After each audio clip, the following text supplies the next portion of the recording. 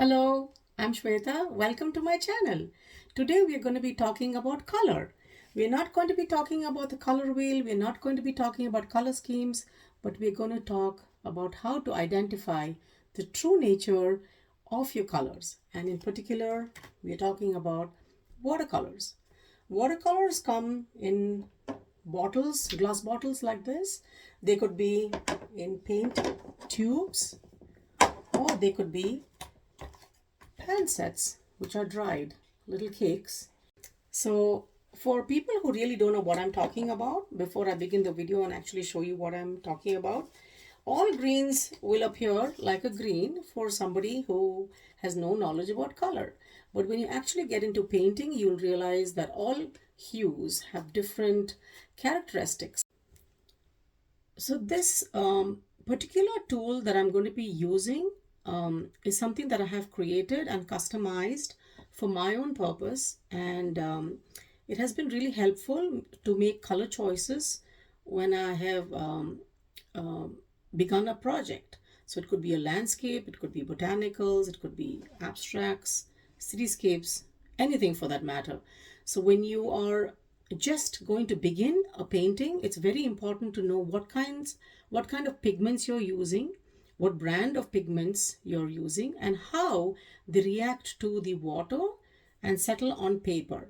So it could be something what we called as granulation, the transparency of the paints. It could be the way the paints stain on the paper.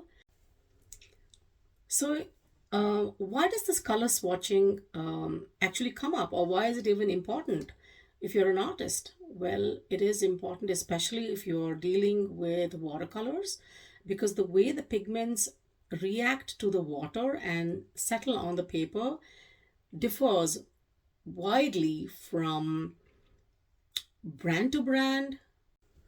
So I'm going to try to make this really simple because color swatching can get a little too complicated if you're here for the first time and you really don't understand what is this color swatching about.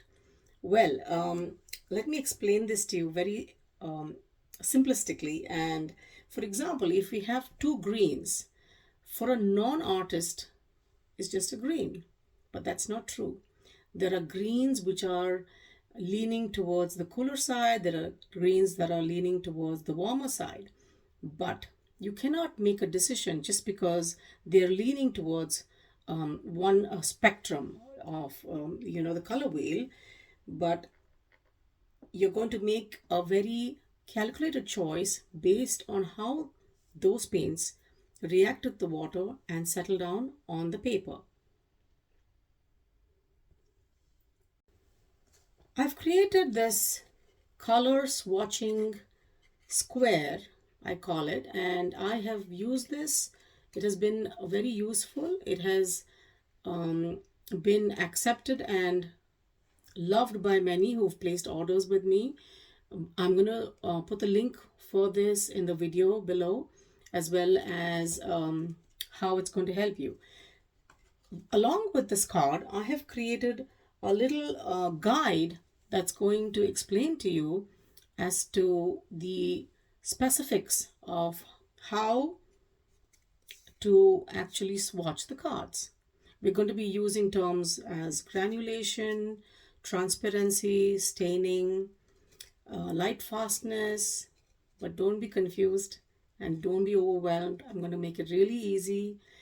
Different artists have different ways of symbolizing these, but I have used this the way I want to use it because it's going to be easy, and I would encourage you to try. So though some paints have the same names and the brand is different, but the name of the paint is the same, they do not really settle on the paper the way you expect it to be. So we are going to use the color swatching as a very smart tool as to know the real nature of the paint in its interaction with water and its settlement on paper. So once you learn how to swatch the cards, you can actually keep those cards as an easy reference when you are actually building on a color scheme before you begin a painting. These are simple but yet powerful ways of enhancing your paintings and making the painting process much more easy and effective.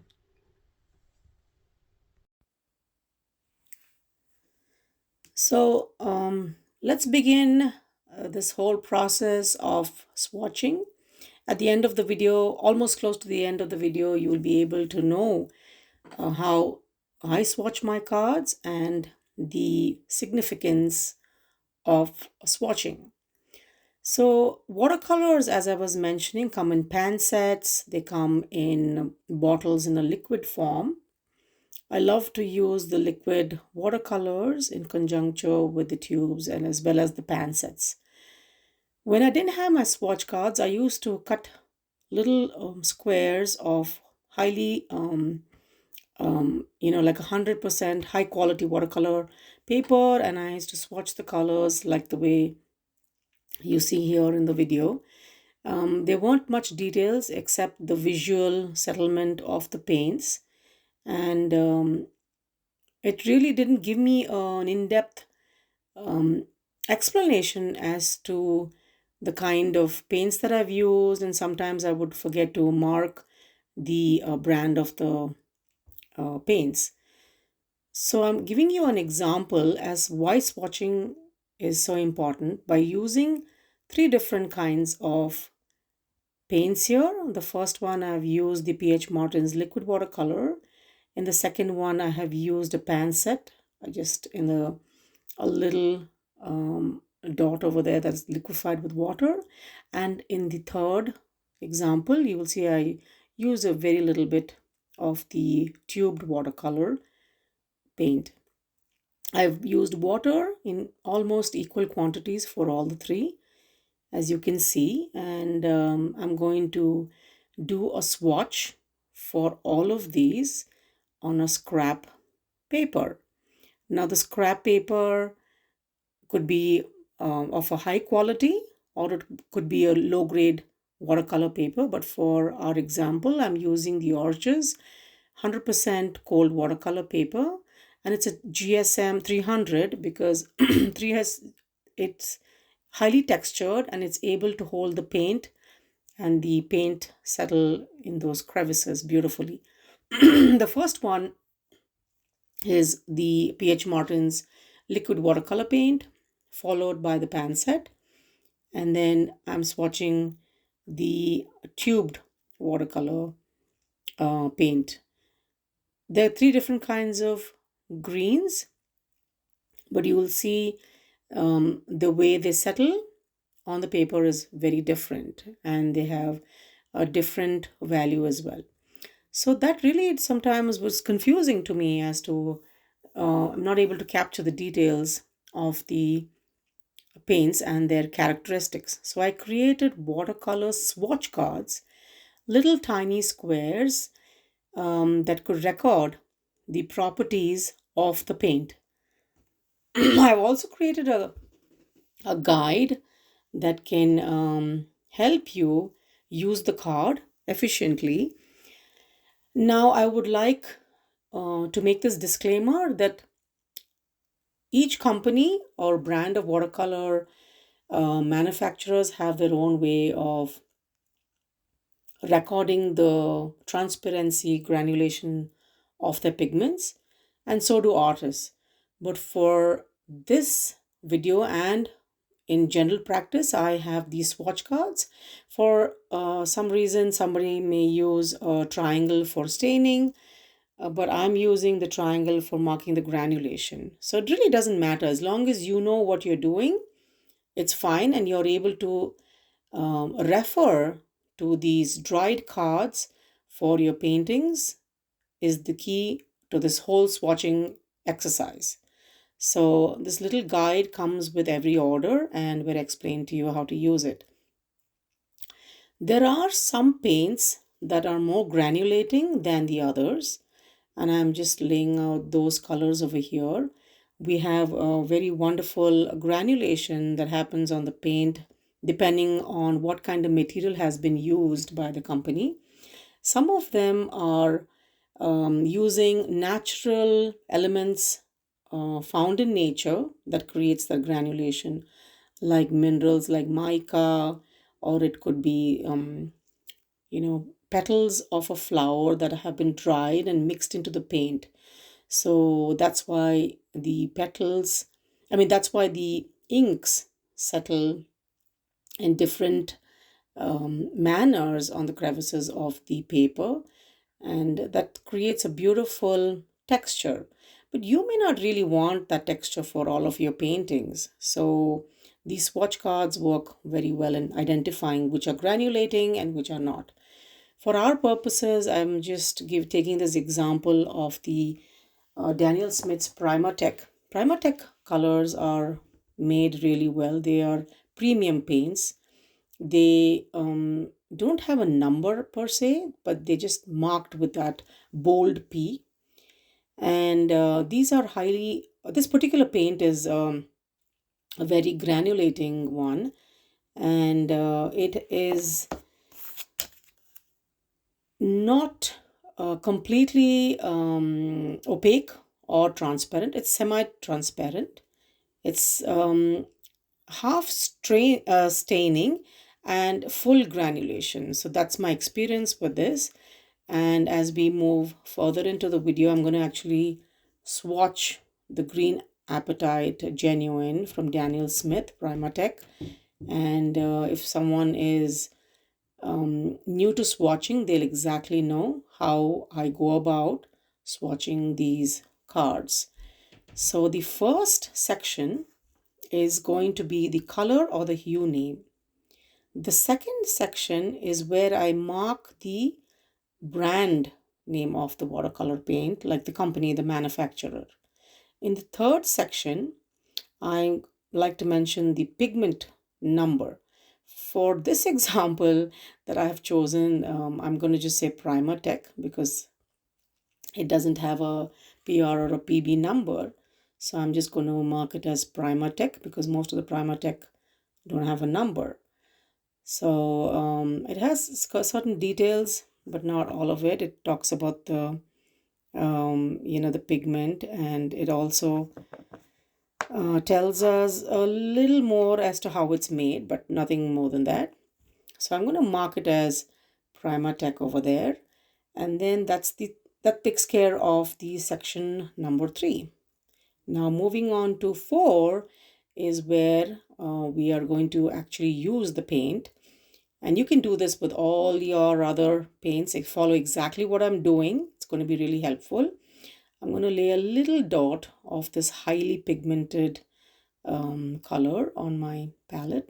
I'm going to liquefy it with a few drops of water, as you're going to see. And I'm going to use the little white rectangular shape on the card. On the extreme left, the first block is going to be a flat wash. Now, a flat wash means that I am not creating a variegated or a wash that shows you how transparent or opaque or what kinds of values that paint is going to settle in, but I'm going to actually make it a clean, uniform wash. That means that whole block is going to be filled with uniform paint. It's going to be exactly like a clean bed of water and paint that's going to settle in there. Not going to let any water or paint puddle on any section. It's going to be nice and clean. That's the flat wash. That's number 4.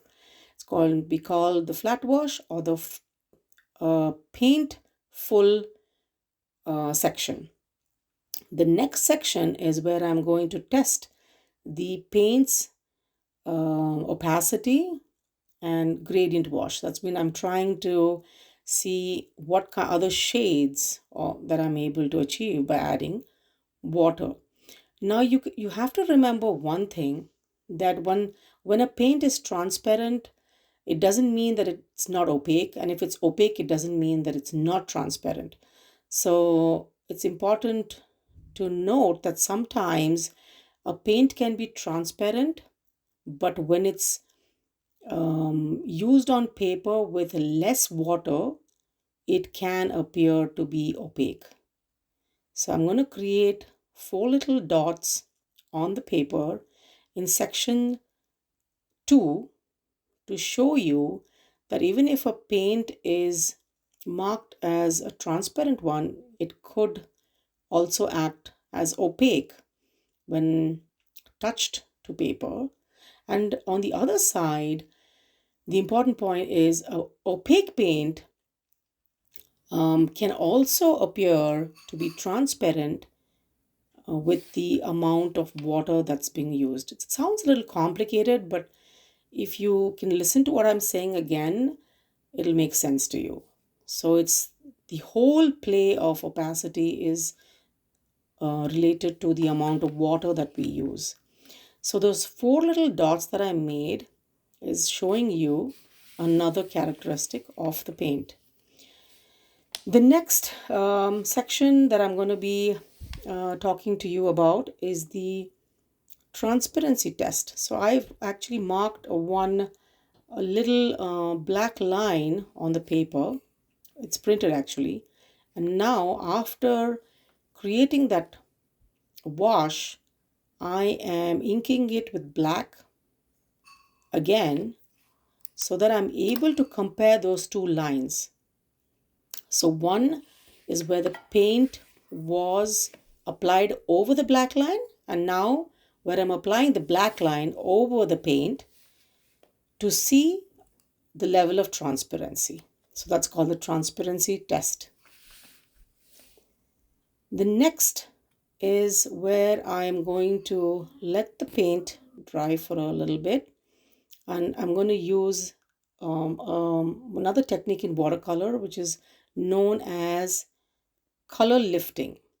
So with a damp brush, please note a damp brush, not a wet or dripping brush, I'm trying to lift some paint off the area where the paint is already dry to see how well it performs in this test called lifting. Probably this swatch card is a little too new with paint, so it's not really lifting well. It has to dry really well. So maybe I'm going to use the other swatch card next to this one, which was made much earlier, and see how it does. So I'm trying to lift the paint to see how well it does. Sometimes, or you want to create branches in foliage, then this method works really well. So I'm using the other swatch card that was made a long time ago, and I'm using a damp brush and creating some white area to show you what this paint is capable of when we use this technique. And I think the lifting really worked well. Some paints don't allow that kind of a clean look, but I think this did pretty well, though it's a very granulated paint. So that I think depicts what I was trying to explain much better. And then once you are done with all of these, painting in these sections, you can take your swatch card when it's a little dry, and you're going to mark those triangle, square, and circle according to what you see. For my purpose, I have used the triangle for marking the granulation. So this paint is a highly granulating paint. So obviously, what I'm going to be marking on the triangle is a complete black. So I'm going to fill in the entire triangle black. That means it's a highly granulating paint.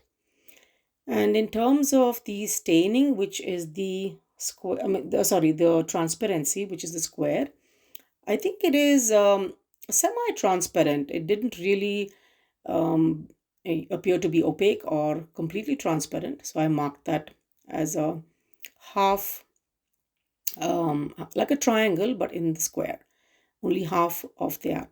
And then we move on to the um, bit where we call staining. And I think even in terms of staining, which is the circle, I have just marked it at half level because I think it's at a midpoint in terms of staining. Then in terms of luminosity, that's the not luminosity, the light fastness is marked by the number of stars. In some studies, I've seen that they mark them in terms of numbers, Roman letters, like the way usually I think Daniel Smith likes to mark its light fastness. Light fastness is the way it reacts to sunlight and how well it's able to keep up to its luminous color when sunlight is directly hitting the paints for a long time. That means it's not going to fade. So a light fastness is the quality of the paint in relation to the exposure to light. Some colors, like the ones I'm showing you, the pink is the opera pink. It's really bright and nice, but sometimes it does fade in time. So all for now. I hope you enjoy some swatching.